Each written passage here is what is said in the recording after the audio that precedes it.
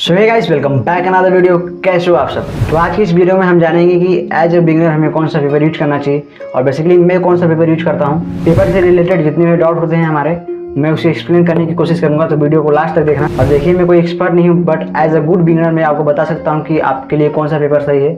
मैं ये नहीं कहूँगा कि आप ए पेपर यूज करिए या फिर ए पेपर यूज करिए, बट मैं बताऊँगा कि कौन से पेपर यूज करने से किस तरह से रिजल्ट निकल कर आता है। तो आप फिर जज कर लेना कैसे आपको कौन सा पेपर यूज करना है। So let's start. तो देखिए, क्या होता है कि जब हम बिगिनर होते हैं तो हम बड़े बड़े आर्टिस्ट को जब ड्रॉ करते हुए देखते हैं तो हमें लगता है कि वो जिस पेपर का यूज कर रहे हैं, अगर मैं उस पेपर का यूज करूँगा तो हमारी भी ड्राइंग स्किल अच्छी हो जाएगी, क्योंकि हमको लगता है ऐसा कि उसमें शेडिंग अच्छी होती होगी या फिर ये अच्छा होता होगा।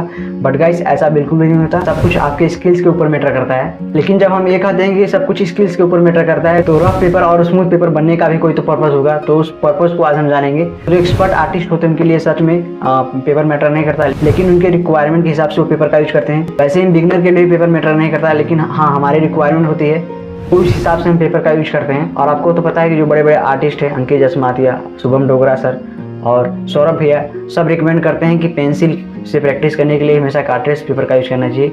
और इवन कलर पेंसिल के लिए भी यूज करना चाहिए जब आप उसके पार्ट को अलग अलग करके ड्रॉ कर रहे हो, फेशियल पार्ट को। लेकिन जब आप एक पोर्ट्रेट ड्रॉ करते हैं रफ पेपर पे, बेसिकली कार्ट्रेज पेपर रफ ही होता है, तो क्या होता है कि जो हम ड्रॉ तो कर लेते हैं अच्छे से, लेकिन लास्ट में जो रिजल्ट आता है उससे हम सेटिस्फाइड नहीं होते, क्योंकि वो काफ़ी रफ दिखता है रफ पेपर पे ड्रॉ करने से। तो यहाँ पर मैं रियलिस्टिक आर्टवर्क की बात नहीं कर रहा हूँ। देखिए, बेसिकली हमारा जो पेपर होता है 2 टाइप्स का होता है, रफ और स्मूथ। लेकिन एक पेपर और होता है, उसमें एक मीडियम सरफेस का होता है जिसमें ज़्यादा कुछ रफ नहीं रहता और स्मूथ भी नहीं रहता। तो पेंसिल कलर के लिए हमें लगता है कि हमें उसी पेपर का यूज करना चाहिए। कैसे, मैं आपको बताता हूँ। देखिए, क्या होता है कि हमारा जो पेंसिल कलर होता है उसमें कोई ग्रेडिंग नहीं होता पेंसिल्स की तरह, 4B 2B इस तरह से कुछ होता नहीं है।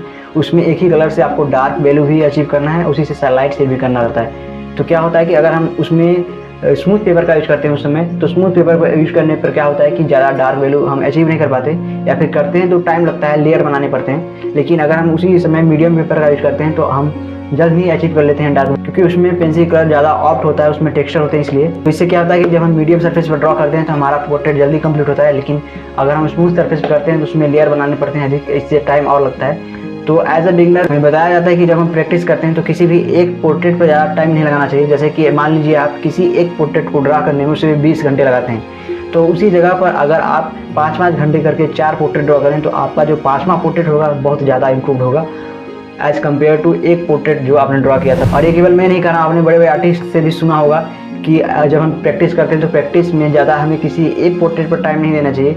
उसके अलावा आप उतने ही टाइम में ज़्यादा पोर्ट्रेट ड्रॉ करने की ट्राई करें। और मैं ऐसा बिल्कुल भी नहीं कर रहा हूँ कि हमें रियलिस्टिक पोर्ट्रेट ड्रॉ नहीं करना चाहिए, लेकिन मैक्सिमम हमें कम से कम टाइम लगाकर पोर्ट्रेट ड्रॉ करना चाहिए, ताकि ज़्यादा से ज़्यादा हम उसे सीख पाए, ज़्यादा से ज़्यादा एक्सप्लोर कर पाए। क्योंकि हम अलग अलग रेफरेंस को अगर ड्रॉ करेंगे और कम टाइम लगाएंगे, कम टाइम लगाने का मतलब यहाँ पर बिल्कुल भी ये नहीं कि उसे हम फिनिश ना करें, मतलब उसे फिनिश करें, फिनिशिंग लेवल तक हम उसे टच करें, बट ज़्यादा टाइम न देते हुए। अगर हम इस तरह से प्रैक्टिस करते हैं तो हमारी ड्राइंग स्किल बहुत जल्दी इम्प्रूव होता है। तो जैसा कि हमने बताया कि स्मूथ सरफेस पर हमें ज़्यादा टाइम लगता है और मीडियम सरफेस पर कम टाइम लगता है। तो एज अ बिगिनर अगर हम प्रैक्टिस के लिए ड्रॉ कर रहे हैं तो हमें मीडियम सरफेस का ही यूज करना चाहिए, क्योंकि उस पर हम कम टाइम लगाएंगे, क्योंकि उसमें पहले से ही टेक्सचर होता है जिससे कलर पेंसिल जल्दी ऑप्ट हो जाता है और डार्क वैल्यू अचीव करने के लिए हमें ज़्यादा लेयर नहीं बनाने पड़ते। तो हाँ, बिगिनर के लिए प्रैक्टिस अगर आप कर रहे हैं तो मीडियम सरफेस बेस्ट होता है, और मैं भी मीडियम सरफेस का ही मैक्सिमम यूज करता हूँ।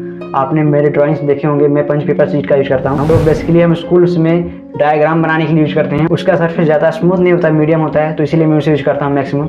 और उसमें कुछ स्मूथ भी आते हैं, स्मूथ सरफेस वाले, तो उसका भी मैं कभी कभी यूज करता हूँ। आप भी इस तरह से पेपर का यूज कर सकते हैं एज अ बिगिनर, जो आपके लिए इजीली अवेलेबल हो। तो आई होप आपको समझ में आ गया होगा कि किस सरफेस का पेपर यूज करने से किस तरह से रिजल्ट निकल कर आएंगे। तो इस हिसाब से आप जज कर सकते हैं कि आपके लिए कौन सा पेपर बेस्ट है। अगर आप प्रैक्टिस कर रहे हैं तो बिल्कुल मीडियम सरफेस का पेपर यूज करें।